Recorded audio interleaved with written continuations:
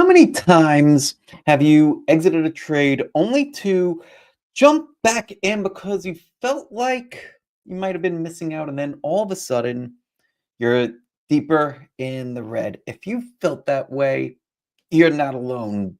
So many of us have been there.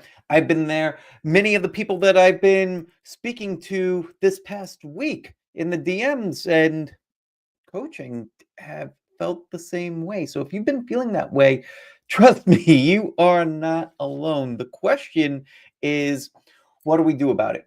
So that's why on today's Traders Mindchat show, we will be discussing all of the following. We'll be discussing overtrading due to FOMO. We will be discussing revenge trading. Here's the agenda. And we'll be discussing making emotional re-entries and losing more. We'll be discussing all those things that people tend to do, and we'll be discussing a 3-step process in order to fix those things. Now, if you've been struggling with any of those things, I'd like you to drop a little comment into the chat, drop a little fire symbol if that's something that you've experienced. There's solidarity in numbers, so let's get that going. Alrighty, so let's talk about number one, fear of missing out. Now, a lot of people experience that fear of missing out. I was talking with somebody earlier this week that was telling me about how she exited a trade for profit. So she exited a trade for profit, saw it keep going, jumped back in, and then of course, you know what happens next. She ends up in the red, a profitable trade that ends up going back into the red. The reason why this tends to happen so much is because we feel like we've left money on the table. We feel like we're wrong for having exited that trade. And well, we don't like being wrong. We want to be right. And we feel as though the way to be right is to get back in and make those gains. And that fear of missing out is a big part of what causes us to overtrade. Here's the next thing, revenge trading. A lot of people do this one too. Here's an example from someone else that I was speaking with earlier this week. He was revenge buying Spotify, ticker SPOT.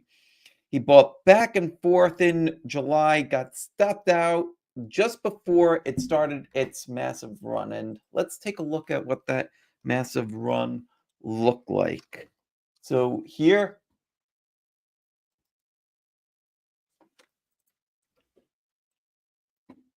get that going again, and here it is. This is what the run looked like back in July, starting all the way back here.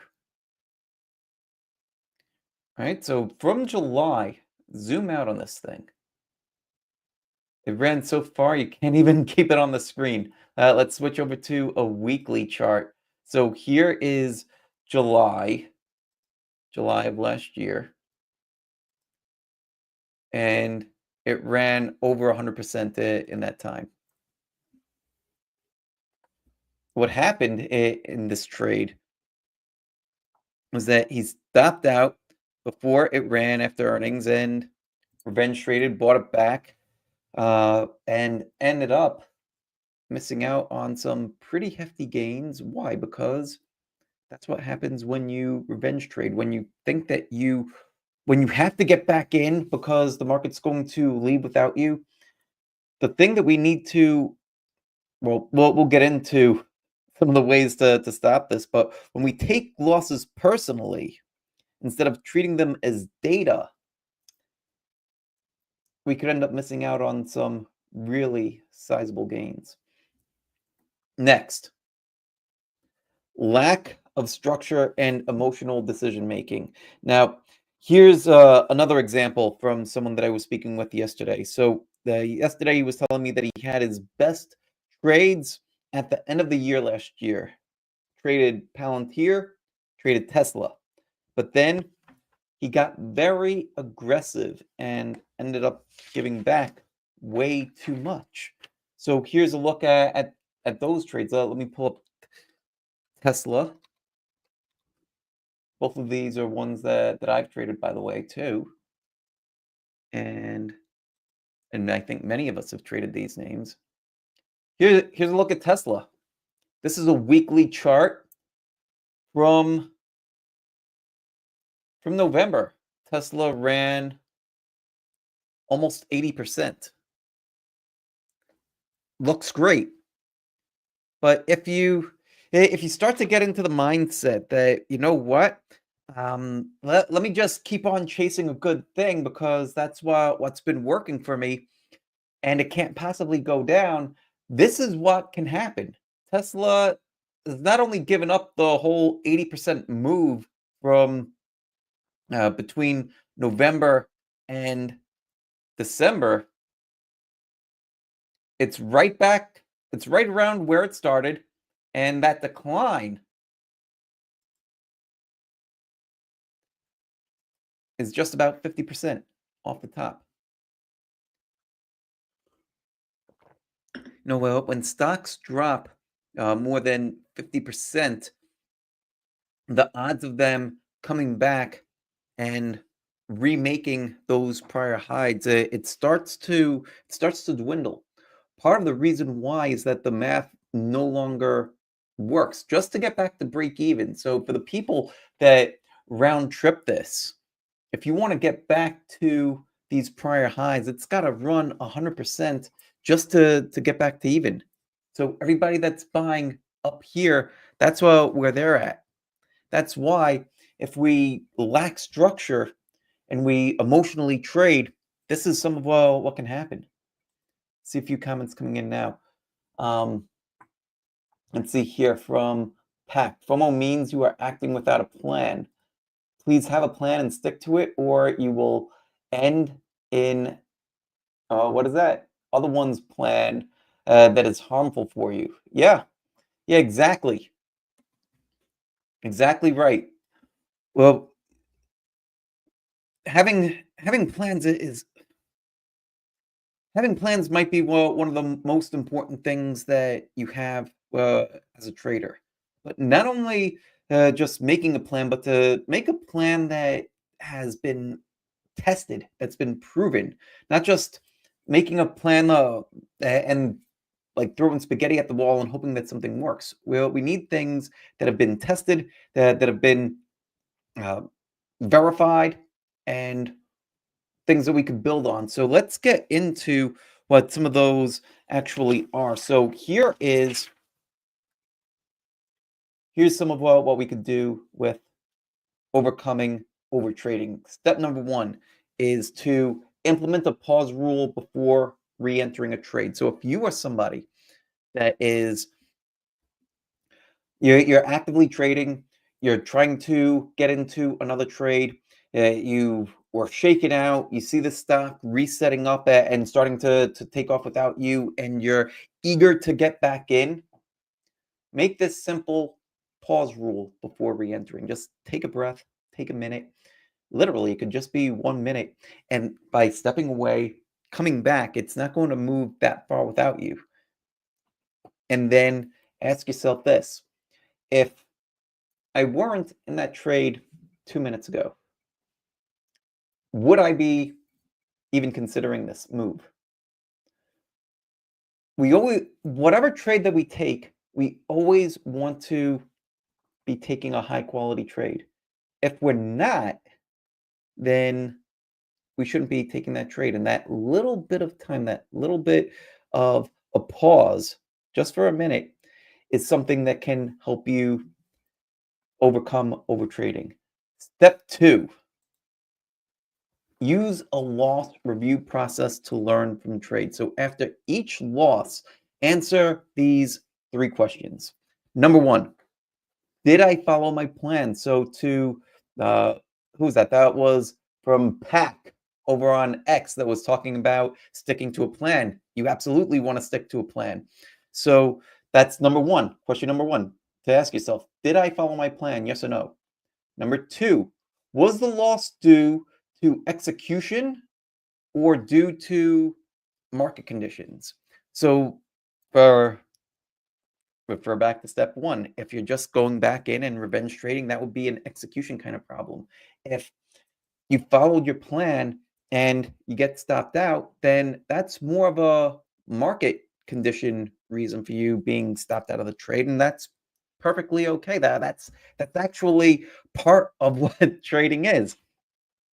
And then number three, this is a real good one for you to practice. Ask yourself this: if I took the same trade 10 more times, would I take it the same way? If you if you realize if you're actively tracking your trades, this part becomes very easy for you and it becomes a great way to begin to manage your emotions in a trade as well.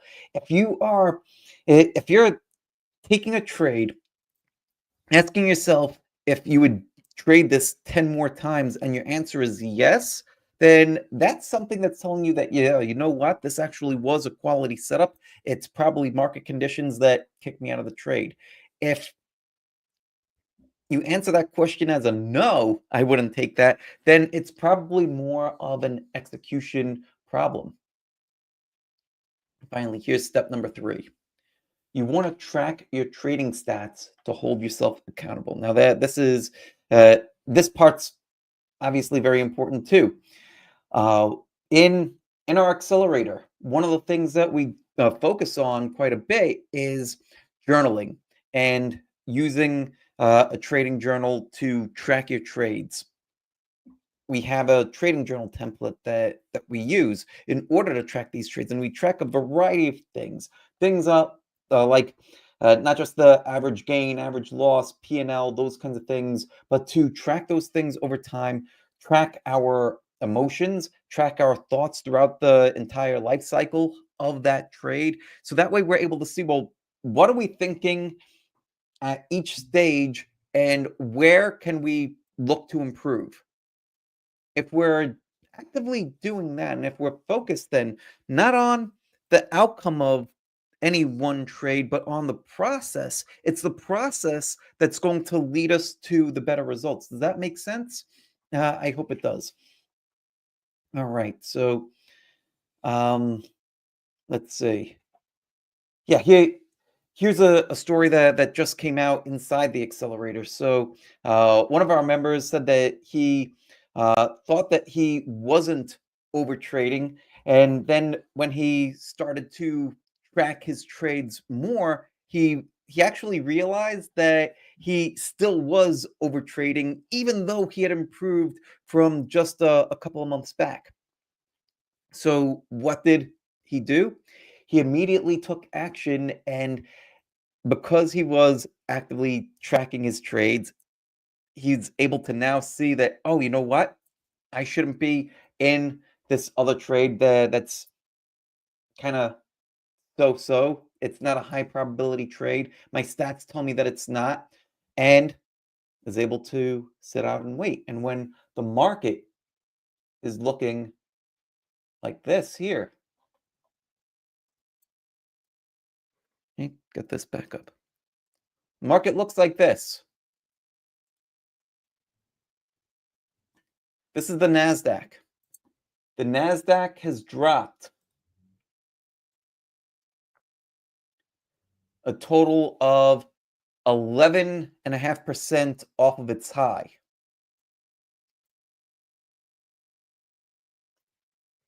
If you have rules that tell you when you should be in and when you should be out, you're able to avoid a lot of that.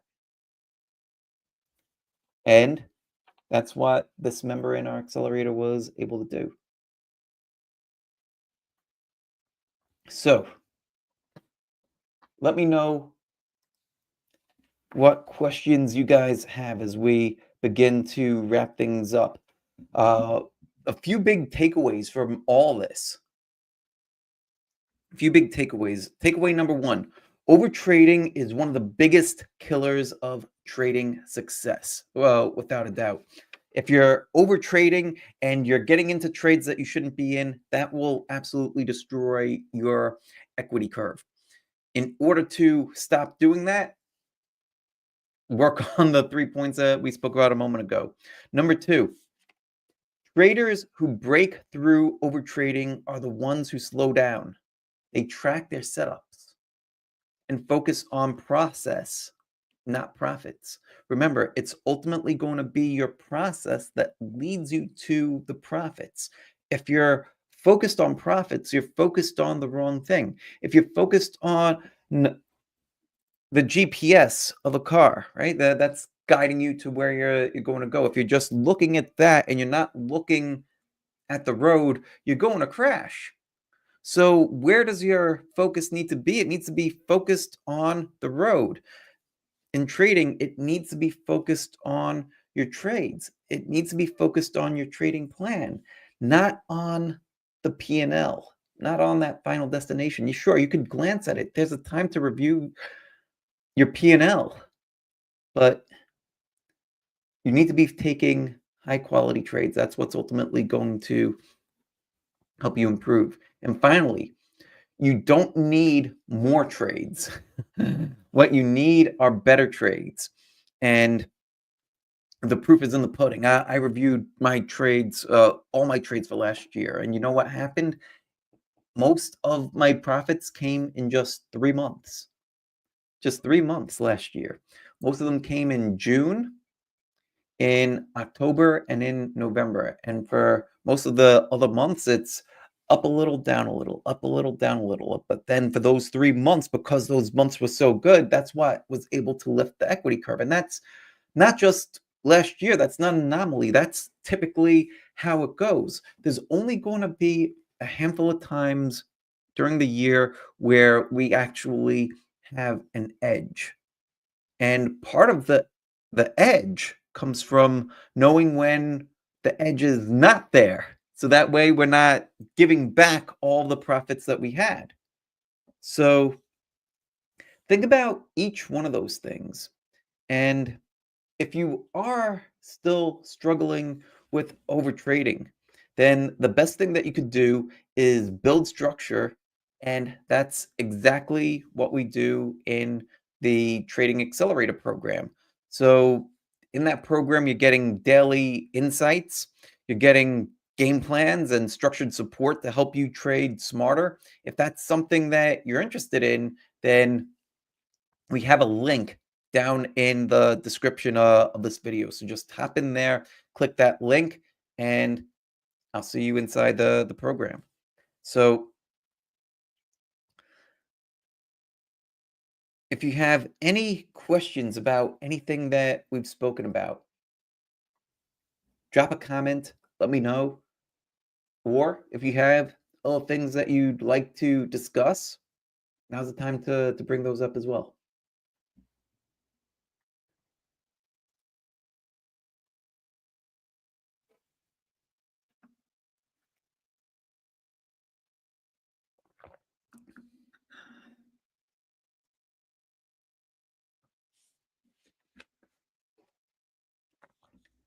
Alrighty.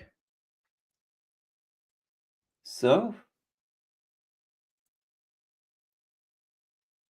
if we're good, then we'll wrap things up here.